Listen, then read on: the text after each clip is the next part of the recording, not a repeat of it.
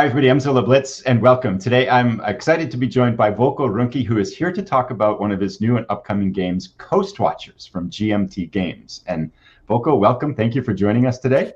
Thanks, Mike. Happy to be back. Right. And so can you tell us, talk to us about Coast Watchers and give us a background and fill us in? Sure.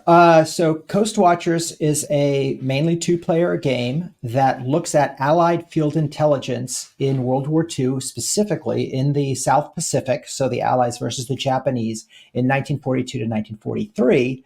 And the main element of that Allied field intelligence work being the Coast Watchers themselves, who are stay behind personnel or inserted in behind Japanese lines. So they're hanging out on these occupied islands and along the shores of New Guinea and observing what the Japanese are doing and reporting that back to the Allied headquarters. So they're essentially running spy networks to inform on the Japanese military. And there is an element of hidden gameplay here and deception and counterintelligence that's woven through the game as well. Could you talk a little bit about that too? Sure. So the game board depicts 32 historical coast watching stations. So where coast watchers might have been operating or not operating. And each of those spaces on the board is a block that is facing the Allied player. So you're seeing on that block, either there's a coast watcher there, or it's an inactive station, it's just like palm trees or whatever, or maybe something else happening, downed Allied air crew, civilian refugees, guerrilla fighters. And so the Japanese player is just looking at the back of these blocks, like any typical block war game, doesn't really know what's there, and is hunting for where the coast watchers are. And the Japanese player is also running the military. So the Japanese player is searching for the coast watchers and trying to counter them. That's one thing. But also has to build up for Japanese military operations. And those are face down markers at these different stations that the coast watchers are trying to spy on. So the Japanese have their own hidden information in these counters that they're manipulating to score points and are hoping will not get spied out and reported by the Allies. So there's really hidden information that is going both ways. There's two sets, as the Allies are trying to uncover the Japanese operations, and the Japanese forces are trying to uncover the Coast Watchers. Right. And so let's say the Coast Watchers succeed in an observe action. They've successfully been able to put themselves in a position to see and report on what the Japanese are doing somewhere. Well, that might have succeeded in a hidden way. So the Japanese player will know that the Allied player is observing and is reporting something, but not where and what. And so the Japanese player typically isn't sure exactly how good is the Allied information. And if the Japanese player decides, I think this military buildup has been reported, they can pull that back. And they can deny the Allied player those points for the intelligence report. Of course, now they don't have those forces there to do the military mission. But so there you've got hidden information and hidden knowledge on both sides. Fantastic, great. And so, what type of gamer will this game appeal to? Do you imagine? Well, I'm hoping that war gamers like me, who are very interested in the Pacific theater of operations in World War II, might be interested in this aspect of it. I would think most of us have, at least in passing, heard of the Coast Watchers, but they're typically, if they're in a game, they're a cameo. They might be a playing card or something like that, or a die roll modifier for the Allies or something like that. And here's a game that it's in that military setting that is, a very rich story. Of course, the contest for the South Pacific in the first half of the U.S. And Australian part of the war down there, but it's not focused on the military operations. It's focused on the intelligence operations and how those occurred in the context of these military campaigns and influence their outcome. So I'm hoping it's players who are interested in topics of intelligence, in gameplay that involves hidden information and cat and mouse and denial and deception, and either are already into or interested in learning about the war in the South Pacific. Fantastic. I've read it, but my exposure to it first came from Ian Toll's trilogy and he spent a number of pages and sections in the book talking about the role of Coast Watchers and some of their stories, which was fascinating to read. So I think, yeah, tapping into that history, which is, like, as you mentioned, it's often an aside. And so this will give players a chance to explore that more. Yeah. And indeed, there's an awful lot of story there. I mean, these were certainly very daring individuals, and there was a great deal of Japanese effort to find them and counter them, capture them, and they had a tremendous impact on the campaign. And so it was once I started looking into it and reading books on the Coast Watchers themselves, it was not at all a hard process to translate that into what I think is a very exciting game. Fantastic. Great. Could we talk a little bit about just in terms of scenarios? Is there one main scenario in the game? And then in terms of a little bit, people often wonder as they're looking at a game, is this a game I can play numerous times, or am I going to play this 2 or 3 times and say, yeah, okay, been there, seen this, done that kind of thing? Well, the game has 15 scenarios, and has 4 different campaigns, each of which combines 3 of those scenarios together. And that's for 2 players. And there's a play as the Allies Solitaire system and a separate play as the Japanese Solitaire system.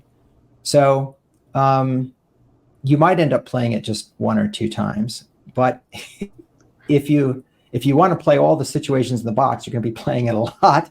Right. And I know from my testers that individual situations, of course, can go in different ways. So I think about it like a scenario system, like Advanced Squad Leader or Combat Commander Pacific. Combat Commander in general is very influential on me. And so the way that Combat Commander gives you, here's an environment and a system and kinds of things you're going to be doing. In that case, it's World War II infantry combat. And now here's a historical situation. This occurred in this particular month in this particular place. It gives you the units, it gives you a little bit of a story of what was going on, and then maybe a couple special rules that reflect this specific circumstance. That's the way the scenario cards go in Coast Watchers. And each of them, again, I call it situation because in all of them as the Coast Watchers, you're trying to do your fundamental mission, which is protect and expand your network and report on Japanese military activities. And the Japanese, too, are doing 2 fundamental things: searching for the Coast Watchers to take them captive, and building up and potentially launching some military operations. So you're kind of always doing that. That's your core activity. But what the South Pacific looked like in January 1942 and December 1943, of course, are very different. And so these 15 situations, the first 2 are kind of learning games. So really there are 13, I'd say there are 13 full-fledged situations you're playing out, are snapshots of the South Pacific campaign in World War II, and as a context in which you're doing those intelligence and counterintelligence activities. And do those scenarios then have, and you mentioned campaign games, so there must be a gameplay length that varies quite a bit, whether you're playing those linked scenarios. And is it like an hour for each one, or? Right.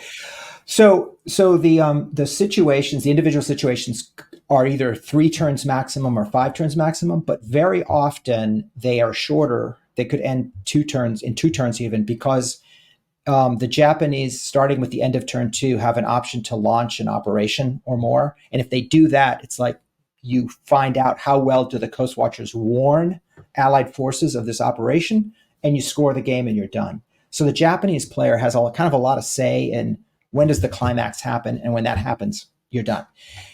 And we're getting play times of between 1 and 2 hours from the testers who know the game. So these main situations, these 13 main situations, are, they're definitely a one sitting game. I mean, I've never sat down with a group to play the game and not finish.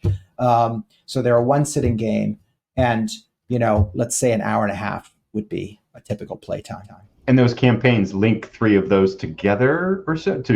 Are there legacy elements in that campaign system? So when you have finished one game, elements are going to carry over to the next one? Exactly. So the point of the campaign games is exactly that.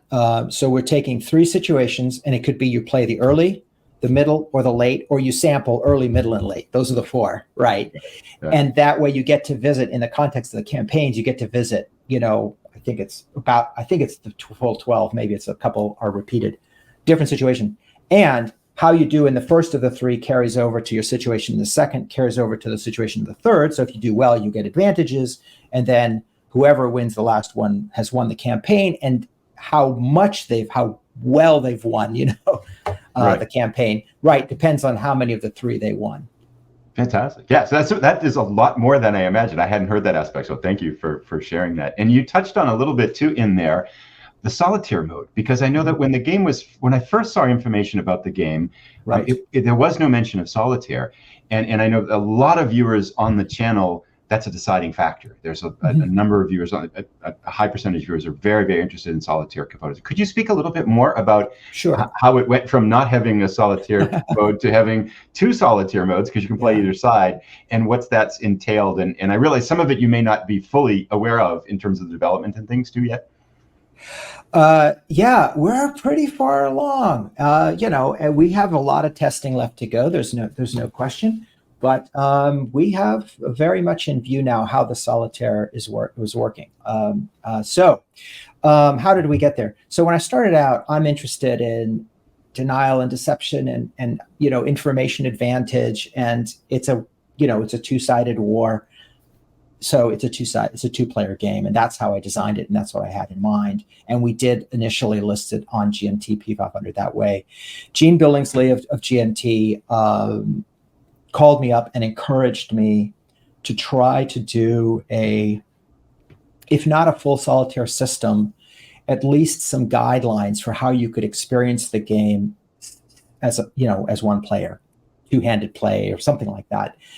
And as I thought about it, I realized that he was right, that this was an unexploited opportunity, because unlike my earlier design hunt for Blackbeard, just the nature of the hidden information here is varied and diffuse enough that actually we can leverage the hidden elements, which is blocks, cards, and face-down counters. We actually leverage those elements with some rule structure to present you as a player with a hidden picture, right? An obscured picture with uncertainty, because you've got face-down enemy counters, or you've got hidden enemy blocks, and there might be cards as well, depending.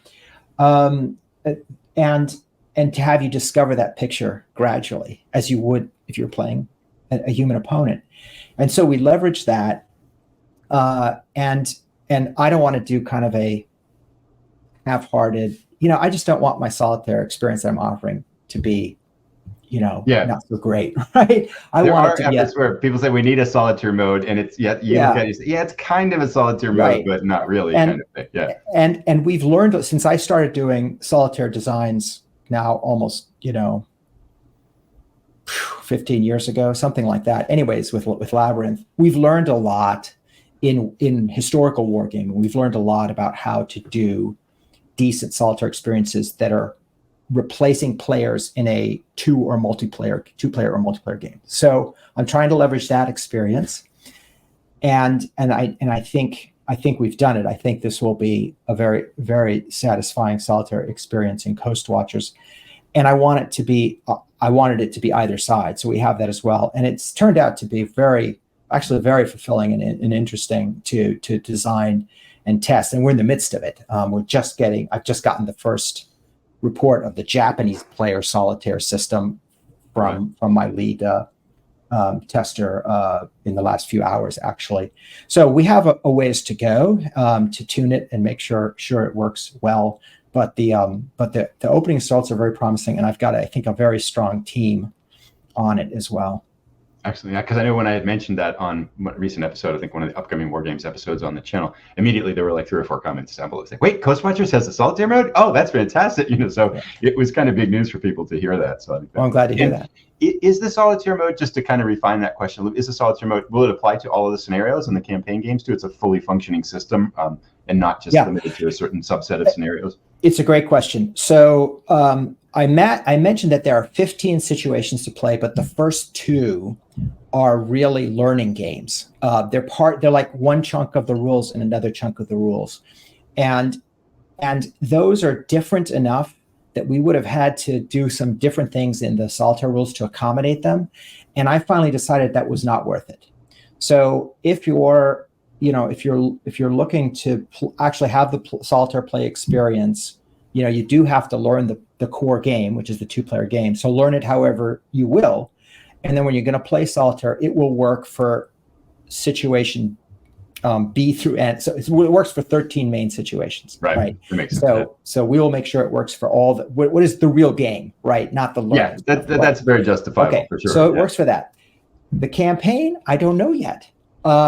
Really to be determined. I mean, I hope so, but I won't offer it on the fly. We'll make sure it works. And if we can't get it to work well, then I won't suggest it. I don't know why it wouldn't, but untested. Yeah.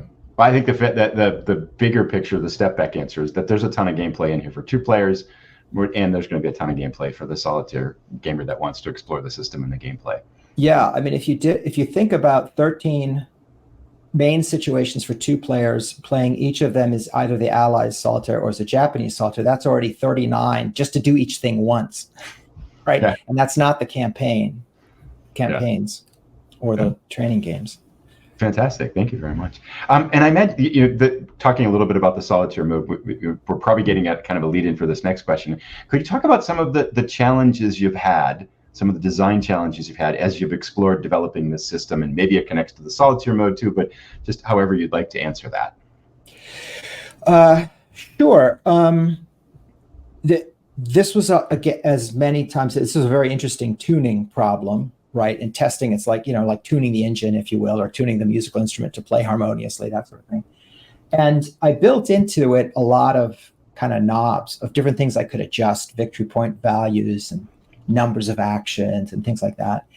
And the most, I'd say, trepidatious time of the development is where I have the basic design, I know what I want it to do, and the core engine is not yet tuned to run smoothly.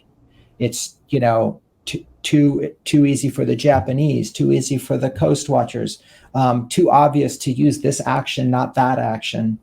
And that was a lot of weeks of testing when it's still early on, and I haven't attracted as big a team to work it yet. And so it was a lot of face-to-face sessions with my local game group and my developer. One of my developers, and there was one morning where I actually played it myself on my son's floor, where I'm like, aha, we that's it, it sings now. The core thing is doing its thing, and there's still lots of other knobs to turn and tuning. We have to tune individual cards, we have to tune individual situations, setups, victory point values, incentives for this or that, completing this or that action. All of that needs to still be tuned, but the engine, what's under the hood that's driving the thing forward, that's now in harmony, in balance, right? Mm-hmm. So that was hard to get to, and of course very, very exciting and fulfilling when we did. Fantastic, great.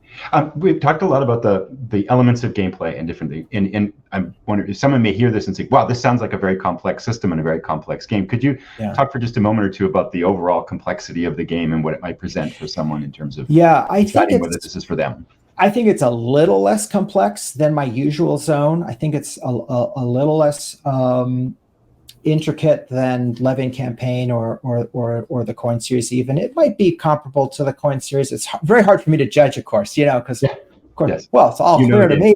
But what I've tried to do is learn to do things better in terms of communicating and helping you learn the game from the materials. And I, up through the Living Campaign series, I mean, I wrote my rule books in a fairly traditional style. I mean, I grew up with Avalon Hill and SPI in the 1970s. That's just kind of where I come from in terms of how I think about game materials. And, you know, civilization has advanced considerably over the last 50 years, it turns out. And we're better now than we were then at writing rules, for example, rule books, in a way that not only is a reference for you to use during play, but it is presented to you in a way that makes it less burdensome and less work to get into the game the first time. So I picked a model for that for Coast Watchers. I picked a model for that in Jerry White's Atlantic Chase. And if you've had a look at that, it's very, so a cool thing about Atlantic Chase is the game designer and the layout artist are the same guy, you know, and he's a very smart guy. So, so if you look at how that rule book is laid out, how it presents things, I've sort of mimicked that in Coast Watchers, in part as a development exercise for myself, and then gotten a lot of feedback on that and changed it again and again based on people, you know, just reading the rule book and telling me, here's what I found difficult or what I didn't like or what I did like. And that's a different process for me, because typically I've done the play aids and the game materials, and actually pull out on writing the rule book is later, because every time you change a mechanic, of course, now it has to, you know, you have to update. And that's difficult. That's a lot of work. And it was a lot of work here.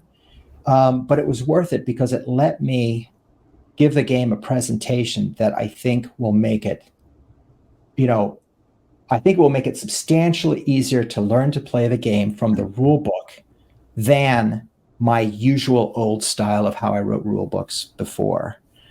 So I think that and other aspects of trying to support learning in that way from the front end of creation, I think will make Coast Watchers more accessible than almost all of my previous designs. At least I hope so.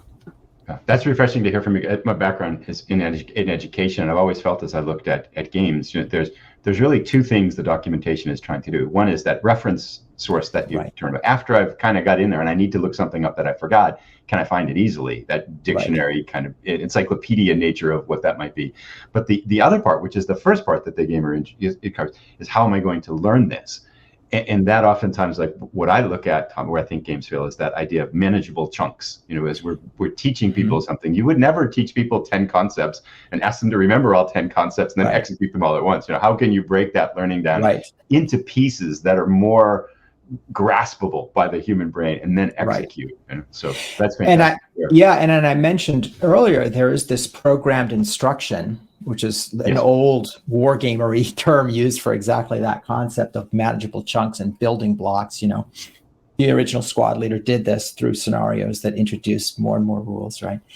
And so I've tried to build that into the situations as well. So I mentioned that the first two situations are really learning situations. And the first one I just call training game. And it's really, again, just that core activity. It's the core activity of the Coast Watchers trying to run their network and report on the Japanese building up their military activity and trying to catch the Coast Watchers. And just that, like no other, there's a lot of other stuff going on, but none of that, right? That's the training game. And then the first situation A, is the initial Japanese invasion in the South Pacific in January of 42. Well, the Coast Watchers are there, but there's no behind enemy lines yet, right? The Japanese are just arriving. So that very much limits the kinds of things that the Coast Watchers are doing and their chunks, because the Japanese are just hitting the beaches, if you will. And so it actually looks at all kind of the other stuff like rescuing refugees and warning against Japanese movements that is going to go on in the game, but it's in addition to that core activity that I described for the training game. So you play those first two scenarios, they're like mini scenarios. You kind of get one half of the game, the inside half, and then you get kind of the outer part of the donut, if you will. But you get them in chunks. And then each, if you don't have to do it this way, but if you play the remaining situations in historical order, all the way to December 43, each one actually gives you a little bit more agency, right? A little bit more, how much do you get to pick and choose your setup as opposed to having assigned or randomly dealt to you?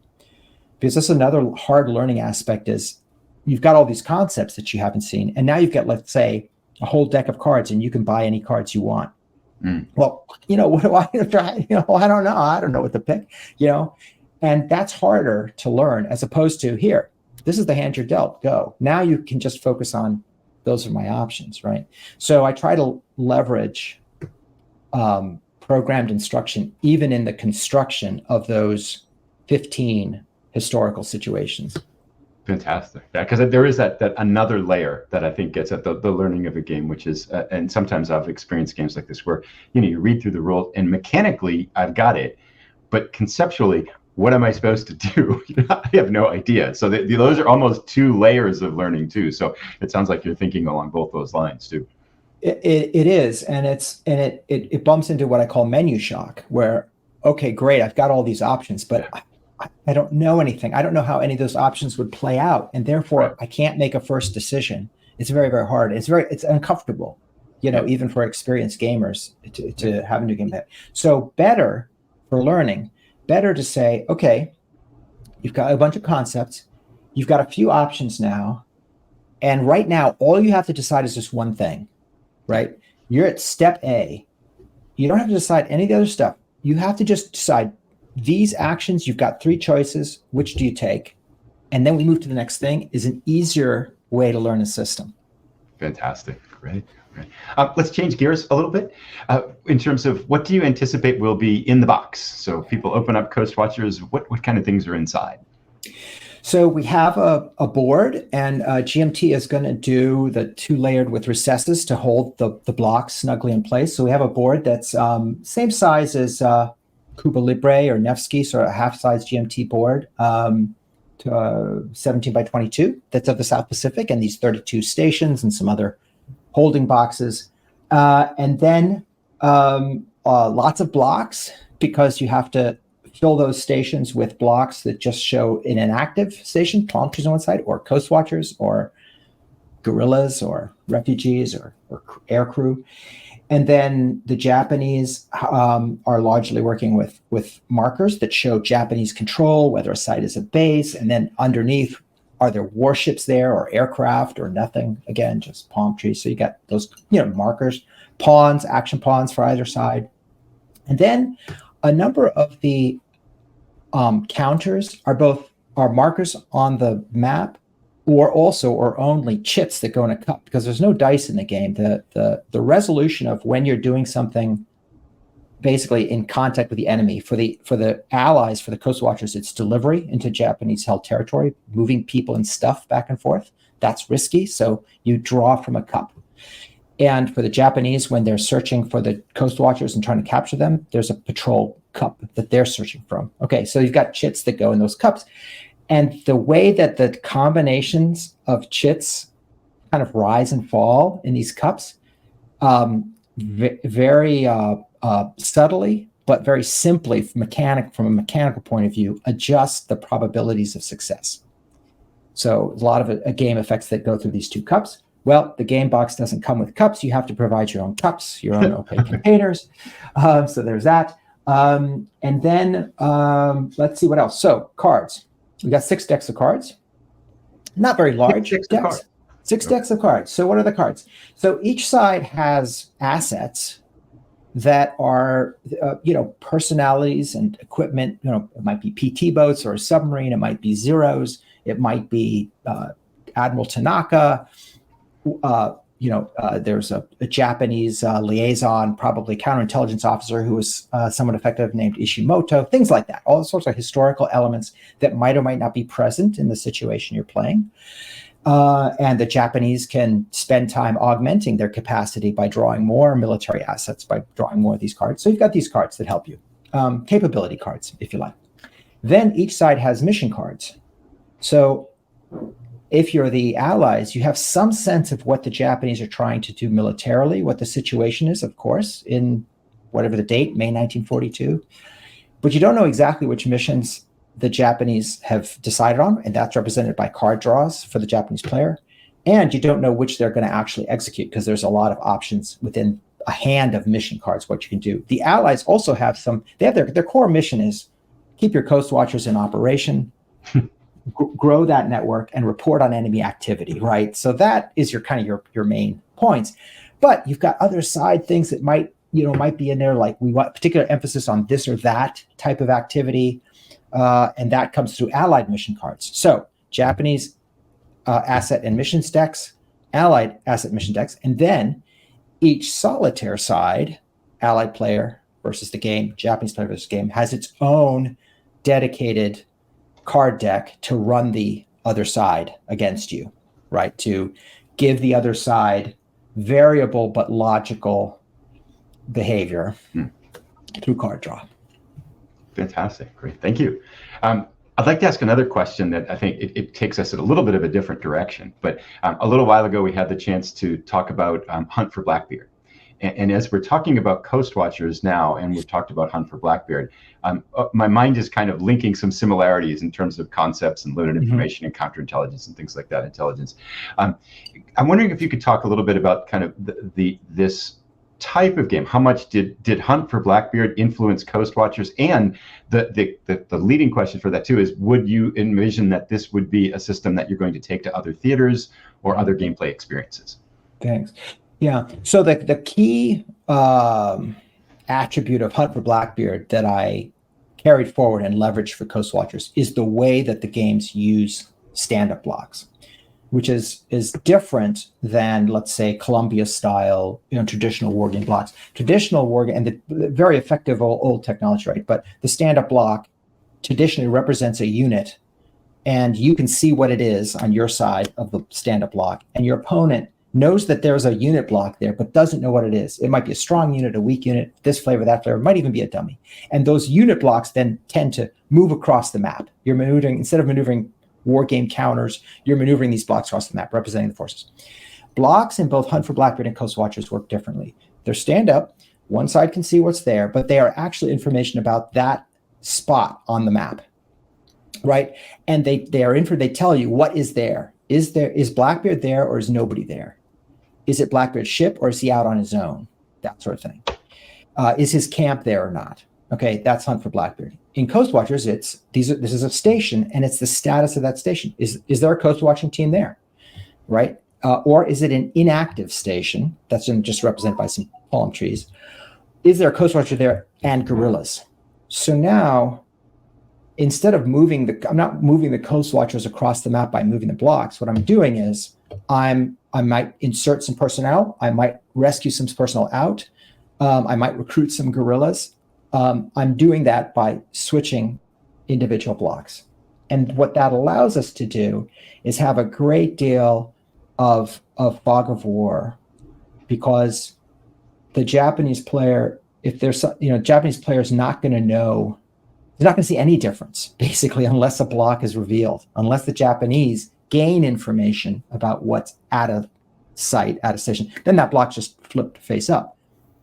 And then that block stands up again, and that also represents that that the Coast Watchers have relocated. The Japanese know they're still there on that island somewhere, but they don't know where, and so the Coast Watcher is less vulnerable. So it's a very practical and powerful way to represent the degree of secrecy that each coast watching station has maintained so far, and the Japanese eroding that. The Japanese, on the other hand, have more traditionally face-down markers for their buildup, so hidden military activity. But since those are smaller in number, it's not as important to put them on stand-up blocks. And so it's it's just a cleaner look and a better use of the space to just have those be little markers. But then similarly, if the Coast Watchers have done a successful observe action at one of these Japanese markers, then the allied player can just like peek under it, see what it is. And then there's a whole separate intelligence reporting track and set of markers that it sounds more complicated than it is, but basically records that information, possibly secretly. So again, the Japanese don't know for sure, in many cases, that they've been successfully spied upon in a particular location. So those blocks, that's the core thing that's happening And then the second part of your question, do I think there's potential there for a series? So my sense is that this way of representing hidden information and hidden search and hidden success to obtain that information has applications throughout history and conflict, military, espionage, and law enforcement, and so on. I think there are many, infinite number of situations one could apply this to. So yes, I do think there's a potential. Now, Hunt for Blackbeard and Coast Watchers I designed them many years apart. So outside of those core elements, they're actually very different. So I would not say that's a series. But for Coast Watchers, I've already got a second design that's very much like Coast Watchers with regard to not just the blocks, but also the use of actions and the two cups that I mentioned. So I have a second game, and that's called Drachen, which is the German word for kite balloon, and it's about World War I reconnaissance, specifically reconnaissance at Verdun. And it has kind of same size board, similar blocks, similar cup draw mechanics for what's being simulated in that game in a very different setting than Coast Watchers in World War II South Pacific. But it's enough recognizable, and I did those designs only a few months apart for the initial design. So it's enough recognizable that I think it makes sense for that to be a series. So if Coast Watchers succeeds, if it does well enough to get produced and people like it, and there's call for this, then it will be volume 1 of the Recon series, I'm thinking of calling it, and volume 2 would be the one in Verdun. That's exciting because I think as we've talked about this, that element of decision making with ambiguity, it folds in so many unique microsystems into gameplay that traditionally really haven't been modeled, I think, this way in board games. So definitely looking forward to seeing how this goes forward, and I think people are really going to embrace this as it goes. It embrace a system like this because it's so novel and so fresh, and yet as you look at it, that idea of interesting decisions. And tough decisions and agonizing decisions that are fun to try to make, and you can reflect on them and think how you could have done it differently, and aspects that you could have played better, or kind of where your critical mistake was. I think it's going to be a lot of fun for people to dig into. Yeah, and both of them there's a sort of a higher level of play, which is not just denial, which is secrets, keeping secrets, but deception. And that is, I know you're gathering some information on me, and I can to some degree influence what information you get. And now I'm going to try to see to it that you get information that's actually misleading about what the situation is or what I'm trying to do. And so I'm very interested in mechanics that help us as players perpetrate that. Yeah. And that's, a part, let's say, not necessarily the core, but a part of each of these games where, I might actively try to mislead you. Well, thank you so much for joining. I know we've talked about, we've ranged over for some of the concepts behind the game, the gameplay itself, this fascinating interview. It's fantastic to hear you talk about this design that I think people are really going to like as it comes forward. Now, I know that it has crossed its 500 mark on GMT's P500 system, so that means eventually, at some point, the game will become a reality. Could you speak a little bit about what you hope, or at least anticipate, will be when players might be able to look forward to getting this on a table and playing it? Sure. Thank you. Yes. So play testing is underway. The game is designed. There's no element of the design that's missing. But we definitely are going to keep working at tuning it. And Japanese Solitaire playtest has just now begun. So we have a road ahead of us. And we're not yet in art. When we go into art, when we get a queue with GMT's art, get in the queue in a spot with GMT's art department, and then when it goes to production, that falls back very largely on how many pre-orders do we have. So we've made the cut, but the faster we get more pre-orders, the sooner after we've got the game ready as a design and development and testing team, there's going to be a day where I will say, GMT, Coast Watchers is ready for art when you're ready for it. What GMT's answer to that is, in terms of the production queue, they're going to go back and look at the pre-order numbers and how strong they are, like how far beyond 500. And that's, of course, highly variable. I would love to have Coast Watchers go to market in 2025, not 2026. I think that's absolutely achievable, but it really, more than anything, will come down to pre-orders. Fantastic. Great. Well, there is information linked down below to the GMT P500 page for the game. So if you want to check out the game and add it to your P500 queue, you can find that out and act on that down below. Thank you so much for joining, Volko. This has been a fascinating conversation to pick your mind about this whole new, potentially a series of games covering this aspect of gameplay that I don't think has really been covered in anything close to this in board games before. So thank you so much for sharing your time. Thanks for the conversation.